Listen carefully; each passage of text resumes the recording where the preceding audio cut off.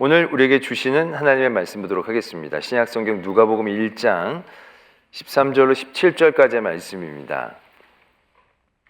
제가 가진 신약성경 86면에 있는 누가복음 1장 13절로 17절까지의 말씀, 제가 누가복음 1장 13절부터의 말씀 봉독드리겠습니다.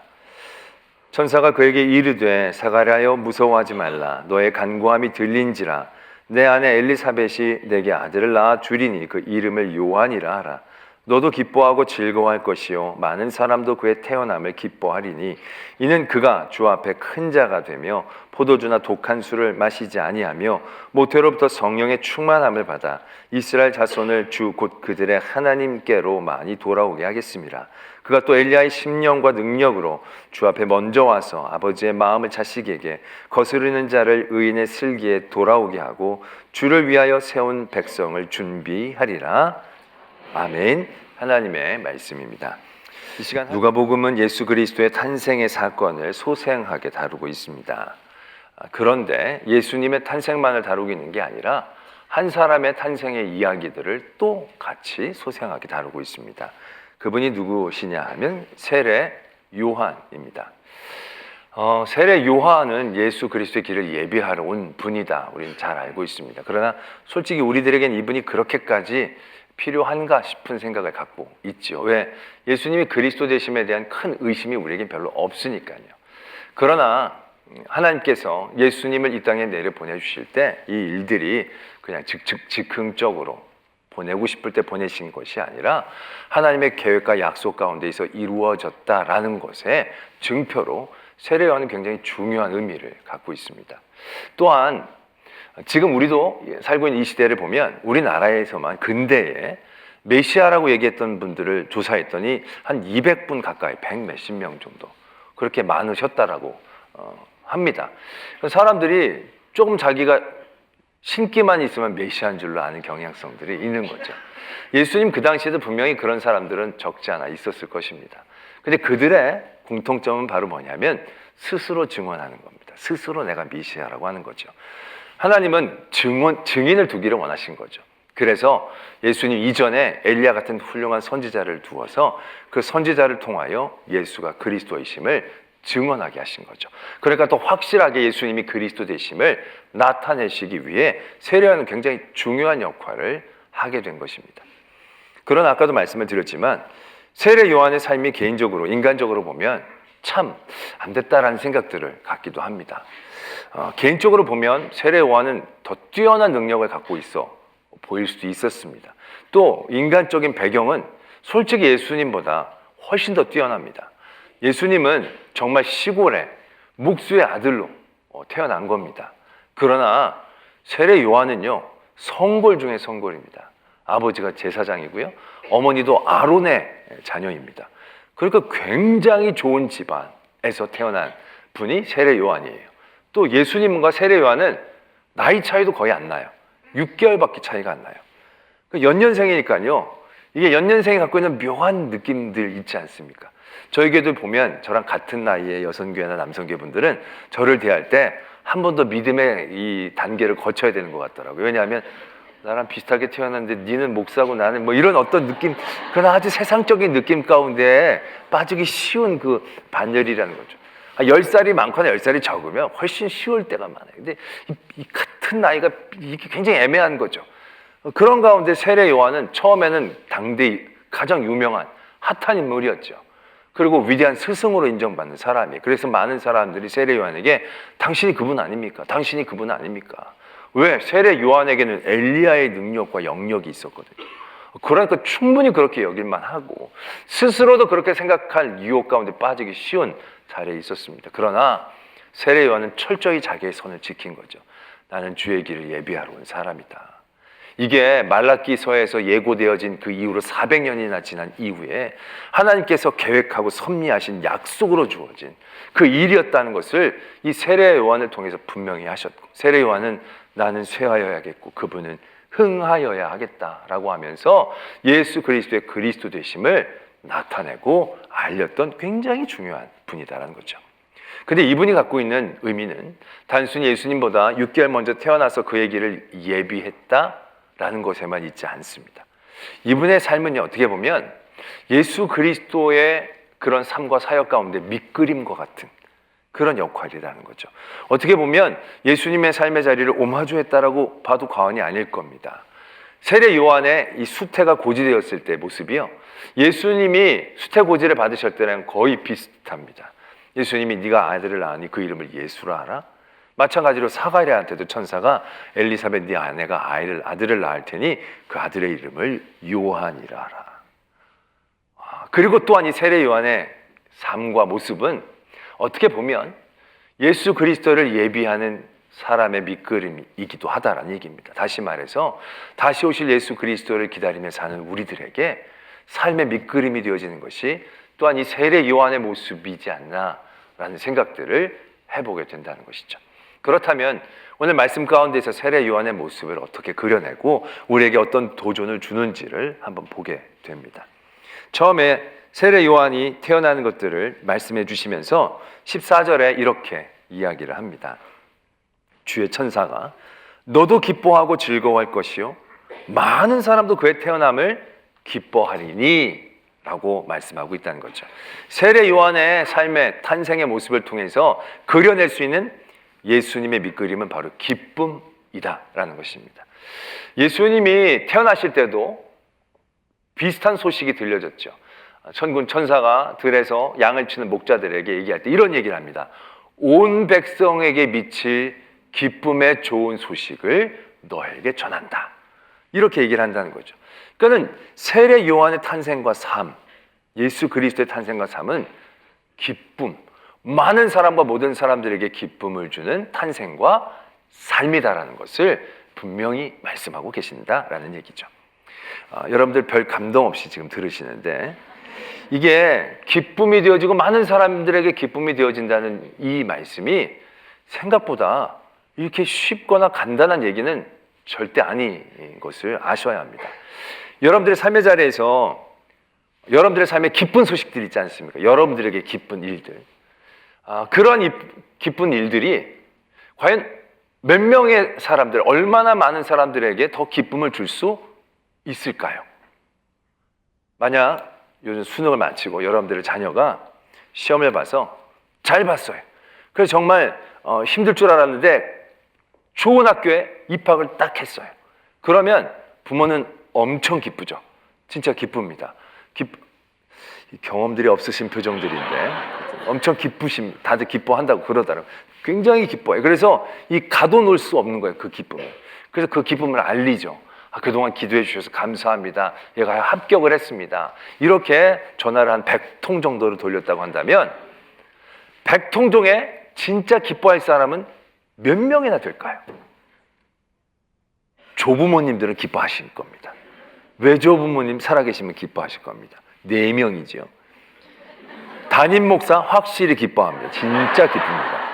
교구 목사들 기뻐하실 겁니다. 여기 6명까지는 확실합니다. 그 다음으로 넘어갈 때는 좀 생각해 봐야 됩니다. 고모, 이모, 삼촌, 외삼촌 정말로 기뻐할까요?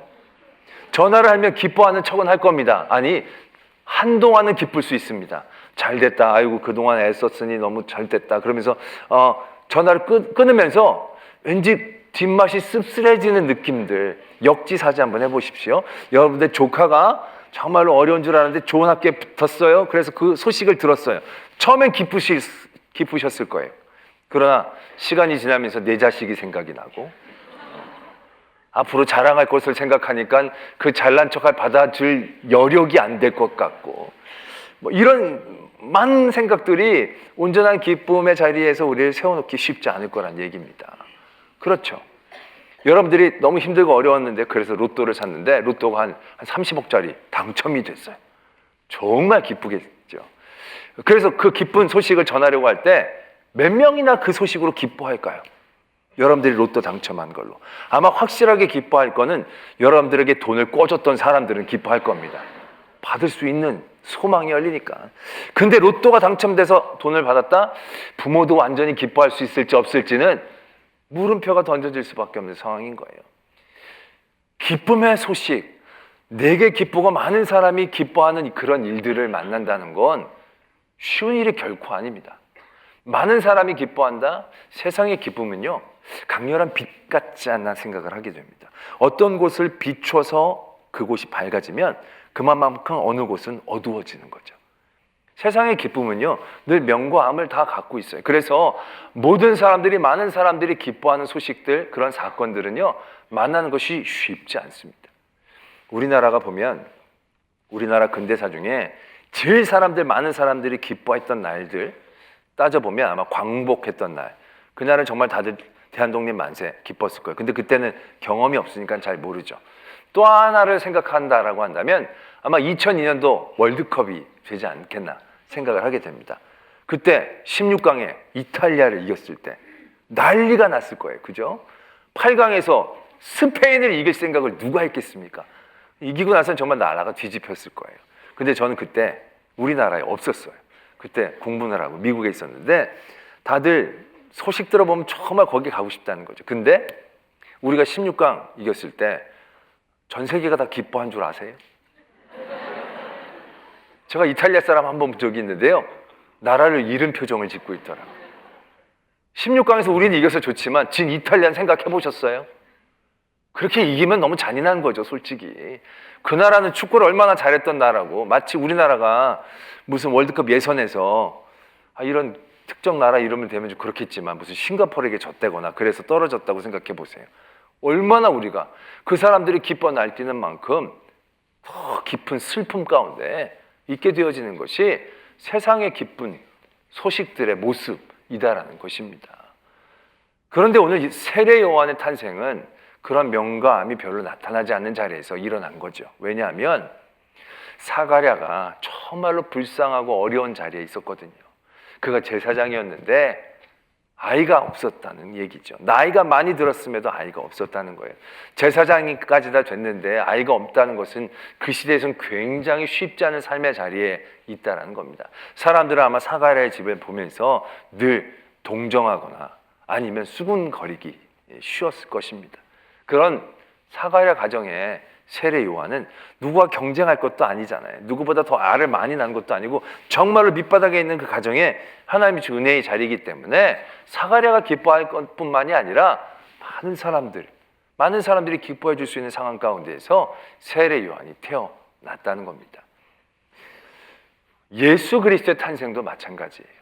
예수님의 탄생이 온 백성에게 미칠 기쁨의 좋은 소식이 될 수 있었던 것은 예수님의 이 땅에 오심이 누구의 것을 뺏어서 누구에게 주는 그런 구조가 아니었거든요. 누구를 낮춰서 누구를 높여주는 그러한 일을 하시려고 이 땅에 오신 게 아니거든요. 만약에 유대인들이 원하는 메시아로 오셨다라고 한다면 온 백성이 기뻐할 수는 없었을 거예요. 유대인들은 정말로 기뻐했겠죠. 그러나 이 로마의 사람들에게는 재앙과 같은 일이 되어졌을 거예요. 기쁜 소식이 절대로 아니 되는 거죠.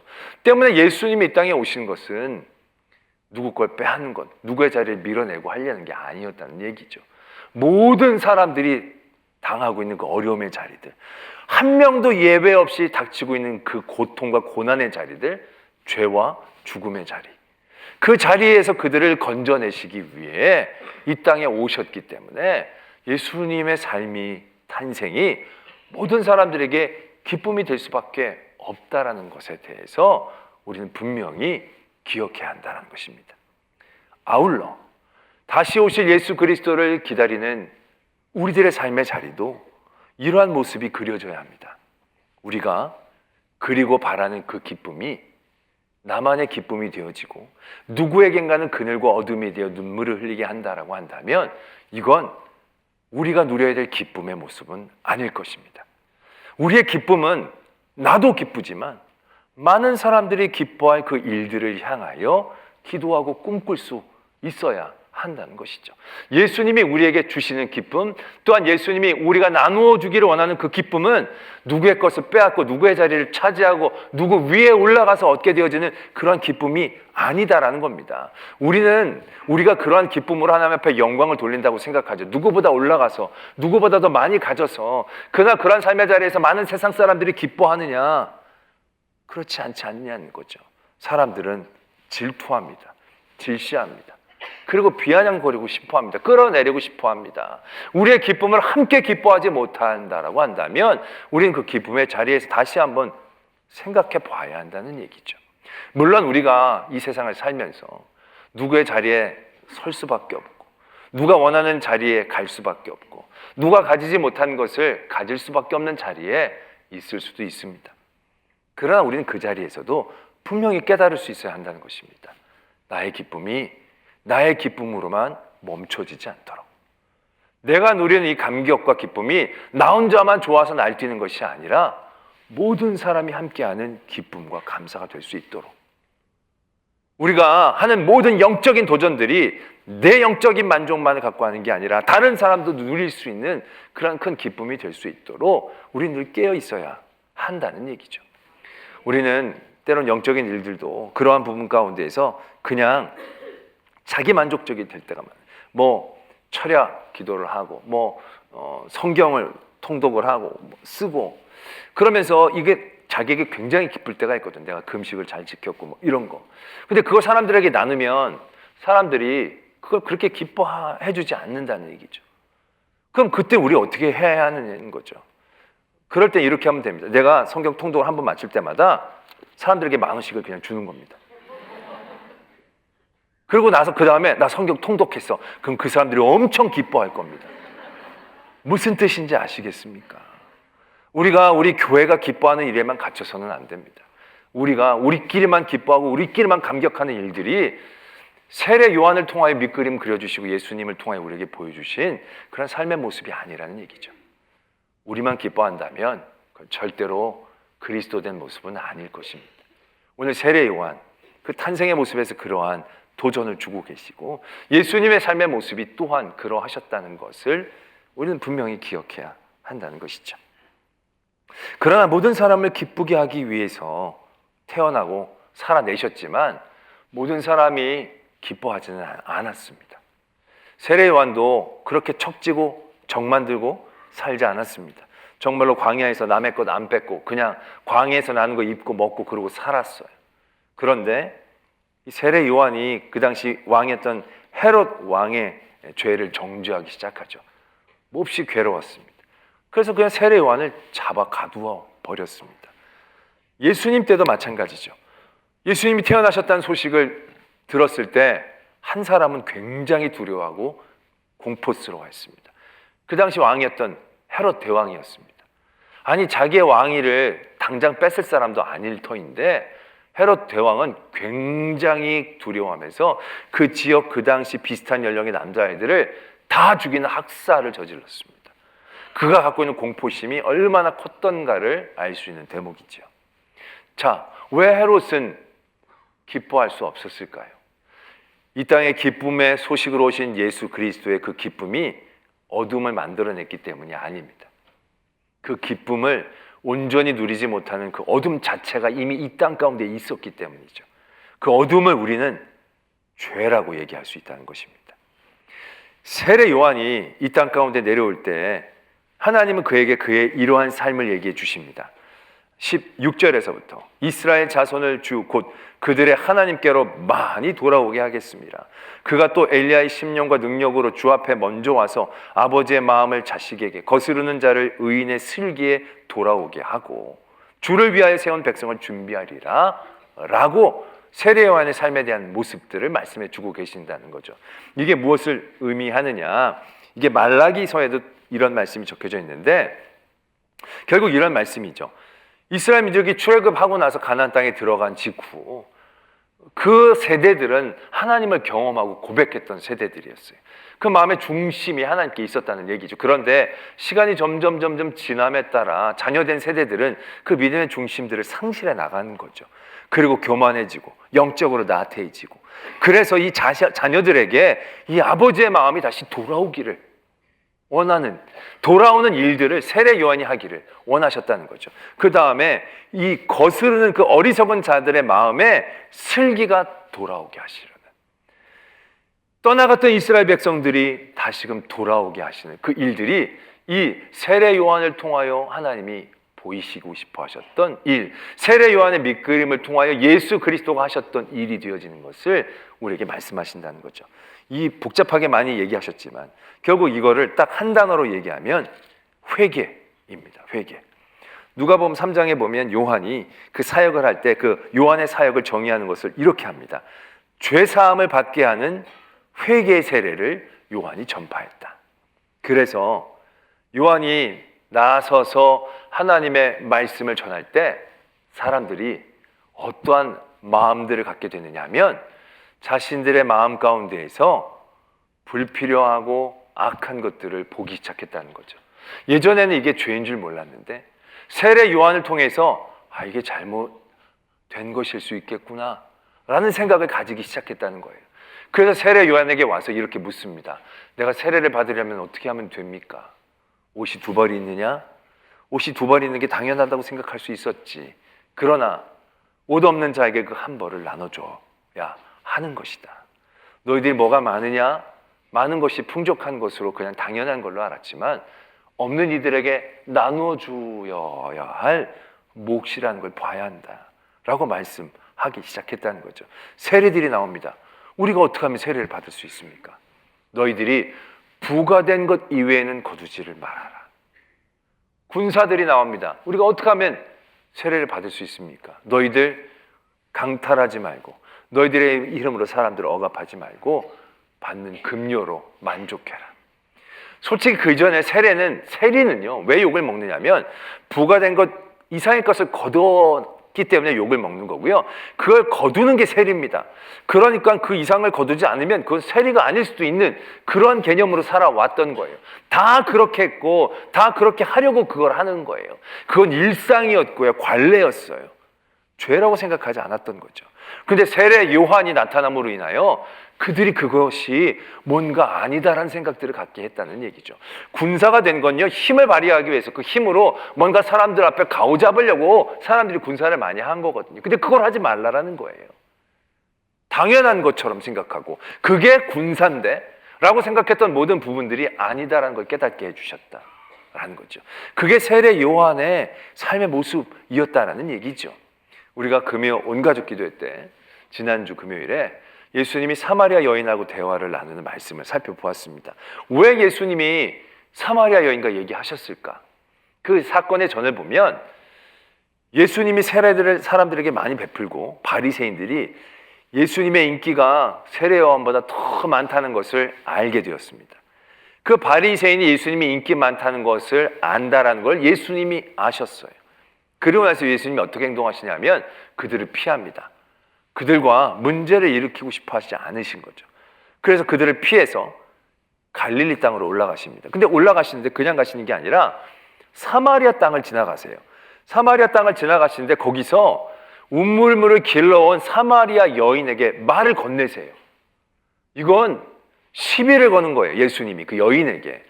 그냥 가만히 있어야 되는 게 맞아요. 가만히 있어야만 돼요. 왜? 유대인은 사마리아인, 특히 사마리아 여인하고는 상종하면 안 되거든요. 말 시키는 자체가 문제거든요. 근데 예수님이 시비를 거시는 거예요. 정말 문제는 피하셨는데 여기에서는 왜 문제를 일으키고 계시려는가? 라는 생각들을 갖게 되는 거죠. 물 좀 달라고 했더니 여인이 놀랍니다.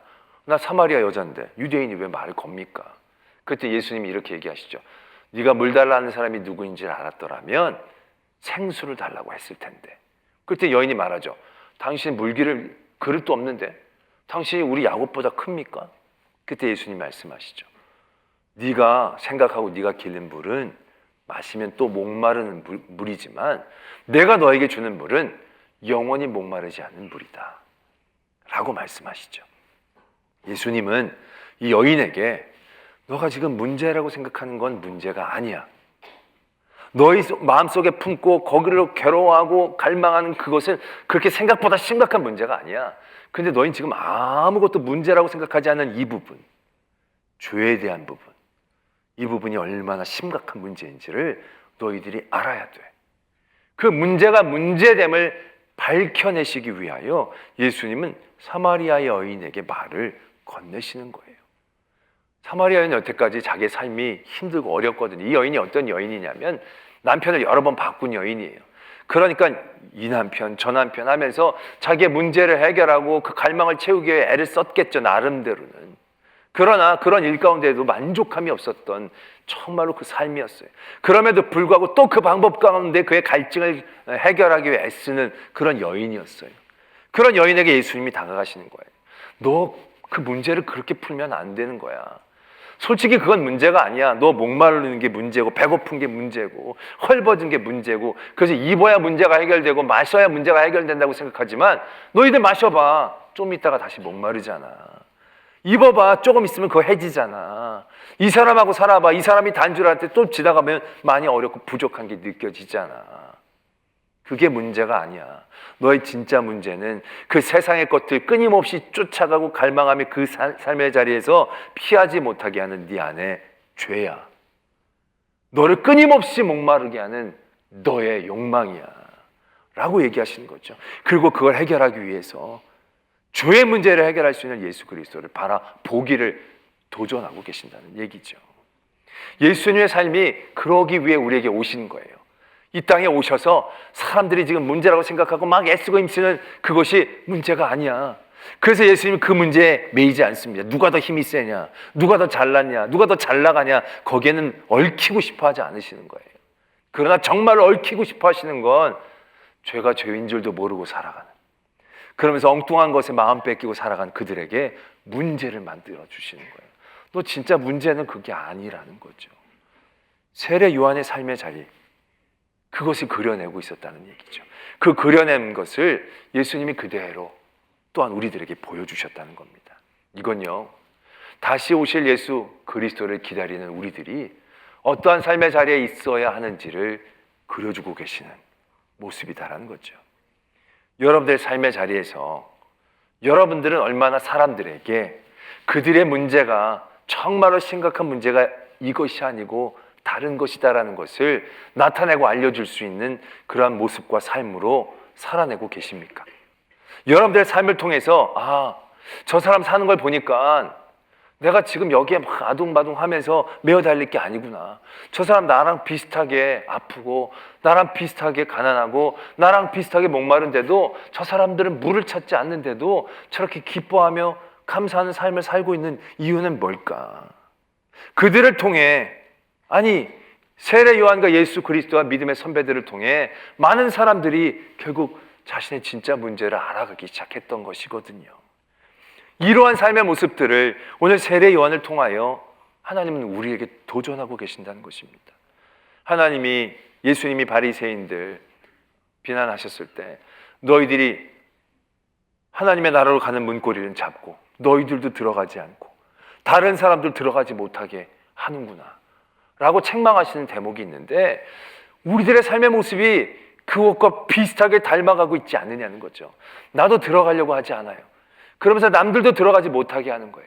사람들이 우리의 삶의 모습을 보면서 진짜 문제가 삶의 문제가 아니라 죄의 문제이구나라는 보지 않고, 믿는 사람들도 다 삶의 문제로 저렇게 애쓰는구나. 믿는 사람들도 돈 많이 벌려고, 건강하려고, 돈 많이 성공하려고, 다른 사람들 거 뺏으려고 그렇게 열심을 내는 거구나. 우리랑 크게 다를 바가 없구나 라고 생각하면서 정말로 그들이 바라봐야 할 심각한 문제를 바라보지 못하게 하는 삶을 살고 있는 것은 아닌지, 오늘 우리는 우리를 바라봐야 한다는 거죠.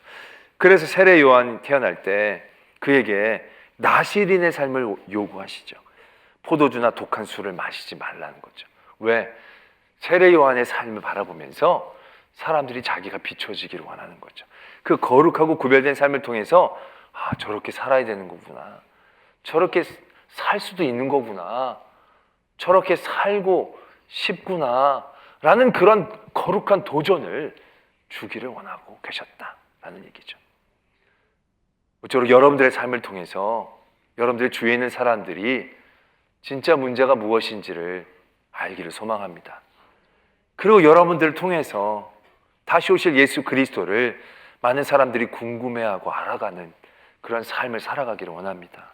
예수 그리스도의 오심을 준비했던 세례 요한처럼 우리의 삶도 다시 오실 예수 그리스도를 맞이하고 그 길을 예비하여 많은 사람들에게 빛처럼 그들의 어두움을 비춰 이게 문제인지를 깨닫게 하고, 그러나 그들을 부끄럽게 하려는 게 아니라 그들을 다시금 위로하고 세워서 다시 오실 예수 그리스도를 기쁨으로 맞이하는 일들 가운데 세례 요한처럼 쓰임받는 저와 여러분들이 되어지기를 소망합니다. 기도하겠습니다. 오늘 말씀을 생각하시면서 내가 기뻐하는 일들에 나는 얼마나 기뻐했는가, 내가 좋아하는 모든 일들을 얼마나 다른 사람들도 좋아하는 일들로 우리가 여기고 있었던가 바라보기를 원합니다. 또 나의 삶을 통하여 얼마나 많은 사람들이 그리스도를 궁금해할까, 나의 삶을 통하여 많은 사람들이 정말로 우리가 심각하게 생각해야 될 문제는 먹고 마심의 문제가 아니고 영생에 대한 문제임을 알게 하는가. 하나님, 나의 삶이 세례 요한을 닮아가게 하여 주시어 다시 오실 예수 그리스도를 예비하는 그리스도인 된 그런 삶 되게 하여 주시옵소서. 이러한 기도의 제목으로 하나님 앞에 나아가겠습니다. 사랑의 하나님 아버지, 오늘도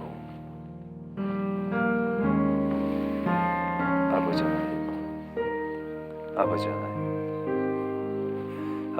우리 모든 삶의 자리에 앞에 합당치 못했음을 고백합니다. 아버지 하나님, 저를 구원해주시고 저를 붙잡아 주시옵소서. 아버지 하나님, 저를 통하여 역사하시고 주관하시고 하나님 나타나 주시고 하나님 앞에 거룩한 사제를 되게 하여 주시옵소서. 아버지 하나님, 우리를 붙잡아 주시옵소서. 사랑의 하나님 아버지, 우리의 삶이 다시 오실 예수 그리스도의 길을 준비하는 삶 되게 하여 주시옵소서. 내 기쁨, 내 은혜, 내 복만을 생각하다 다른 사람들의 길을 막는 그러한 연약함과 어리석은 자리에 서지 않게 하시고, 많은 사람들이 기뻐하고 많은 사람들이 즐거워하며 많은 사람들이 바라볼 수 있는 그러한 삶 되게 하여 주시옵소서. 믿사오며 예수 그리스도의 이름으로 기도드립니다. 아멘.